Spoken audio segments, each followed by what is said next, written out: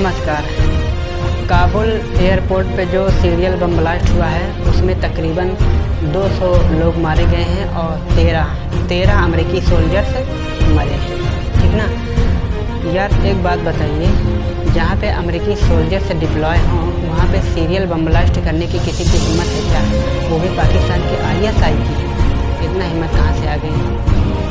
America का एक journalist था, एक पत्रकार था, वो भारत भ्रमण के लिए आया था। ठीक ना, अंडमान निकोबार द्वीप समूह। अंडमान निकोबार द्वीप समूह में एक छोटा सा द्वीप है जिसका नाम है सेंटिनल द्वीप। इस पर एक जनजाति रहती है, ठीक, जिसका नाम है सेंटिनल जनजाति। तो वहाँ पे गया तो सेंटिनल जनजातियों ने क्या किया, इसे मार के बालों में तोप दिया। भारत की जवाबदेही हो गई थी, मोदी को जवाब देना पड़ गया था। हालांकि मोदी ने कहा कि वो प्रोहिबिटेड एरिया था, जॉन एलन चाउ ने इसका उल्लंघन किया तो मामला सुलझ पाया। ऐसे में ISI पाकिस्तान के खुफिया एजेंसी ने सीरियल बम ब्लास्ट किया है काबुल पे। ठीक ना, 13 अमेरिकी सोल्जर्स मरे हैं। इतना हिम्मत कहाँ से आ गई भाई? ये सब कुछ हो रहा है चाइना के कहने पे।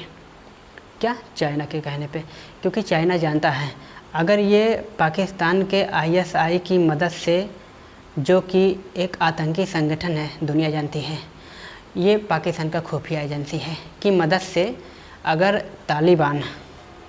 तालिबान और अमेरिका को आमने सामने खड़ा कर देता है तो तालिबान का रुख चाइना की तरफ हो जाएगा। इससे चाइना को बहुत भयानक फ़ायदा होगा और भारत को भयानक नुकसान होगा। ठीक, अमेरिका और रूस का कुछ नहीं बिगड़ेगा। एक बात, क्योंकि बखान कॉरिडोर जो अफ़गानिस्तान का पूर्वोत्तर, ठीक ना, पूरब और उत्तर की दिशा में बखान कॉरिडोर है। बखान कॉरिडोर के दक्षिण में पाकिस्तान है, उत्तर में तजाकिस्तान है। यह कॉरिडोर चाइना से 76 किलोमीटर सीमा साझा करता है। ये सिल्क रूट परियोजना का एक अहम हिस्सा है, एक बात। और दूसरी बात ये कि चाइना जानता है अगर ये बखान कॉरिडोर मिल गया तो पश्चिम एशिया के साथ ये पहुंच बहुत आसानी से बना लेगा, क्योंकि जो ज़्यादातर जो डेवलप एरिया है चाइना का वो पूर्वी चीन सागर और दक्षिणी चीन सागर से लगे हुए हैं, पूरब की तरफ हैं। और पश्चिमी एरिया लगभग बहुत बड़ा भूभाग लद्दाख वाला रीजन ये अंडर डेवलप है, बहुत कम विकसित है। सिंजियान प्रांत वगैरह बहुत कम विकसित है, क्योंकि वो जानता है महाशक्ति बनने का एक ही रीजन है, एक ही तरीका है कि पश्चिम के एरिया को, लद्दाख वाले रीजन को डेवलप किया जाए। और डेवलप करने का एकमात्र तरीका है कि स्थल खंड से होते हुए व्यापार किया जाए, वहाँ पे ऊर्जा लाया जाए। जहाँ पे ऊर्जा होगा विकास वहीं पे होगा। तो इसके पहले क्या होता था कि चाइना को बहुत लंबी दूरी तय करनी पड़ती थी जलयानों से। ये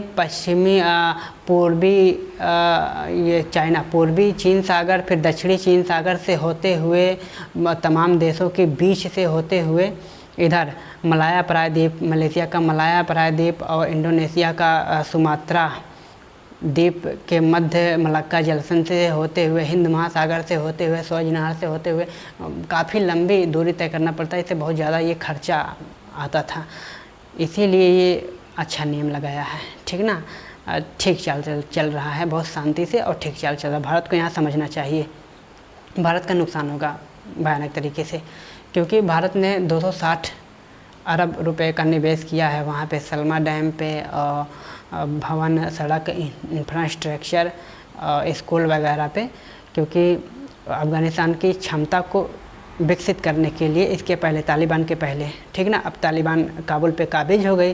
पूरा का पूरा अफ़गानिस्तान अब तालिबान के कंट्रोल में है। तो एक तो वहाँ पैसा जाएगा भारत का, ठीक, और दूसरी बात ये कि पाकिस्तान का जो खुफिया एजेंसी है ISI, ठीक, ये काम करता है चाइना के कहने पे।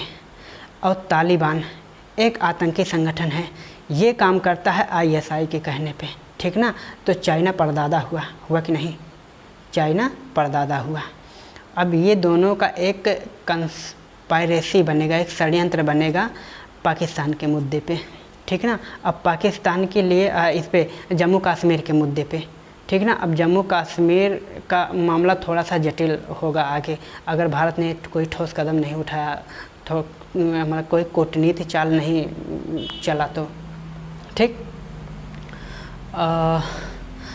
अमेरिका ने क्या किया है अभी कल मतलब 31 अक्टूबर को अपने 20 सालों से डिप्लॉय वहाँ पे अमेरिकी सोल्जर्स को वापस बुला लिया। ये समय सीमा निर्धारित था 11 सितंबर को वापस बुला लिया और जाते जाते ये बोल के गया है इनको तालिबान को कि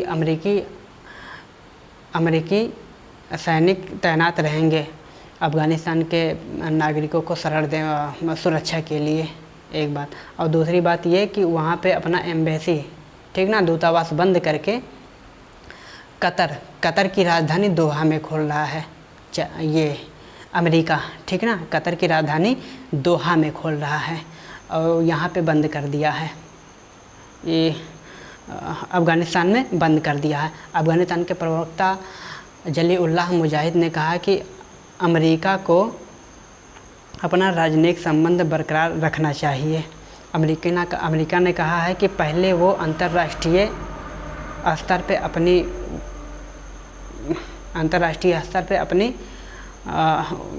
वजूद कायम करे, तब हम अपनी राजनयिक वहाँ पे जारी रख सकते हैं। हालांकि कहा है मुजाहिदीन ने कहा है कि वापस ये भारत दूतावास खोलेगा अफ़गानिस्तान में और ये मौके पे खोल रहा है कतर में। इसके पहले ये नहीं था कतर में ठीक ना दूतावास। और कतर एक अरब प्रायद्वीप का एक प्रायद्वीपीय देश है, अरब प्रायद्वीप का प्रायद्वीपीय देश है। अरब प्रायद्वीप के पूर्व में फारस की खाड़ी में एक प्रायद्वीप है ठीक ना छोटा सा, वही कतर है जिसकी राजधानी दोहा है। 3 तरफ से फारस की खाड़ी से घिरा हुआ है, एक तरफ से सऊदी अरबिया से घिरा हुआ है। सऊदी अरबिया हमेशा धमकाता रहता है कि हम यहाँ से नहर काटेंगे और तुमको प्रायद्वीप से द्वीप में बदल देंगे।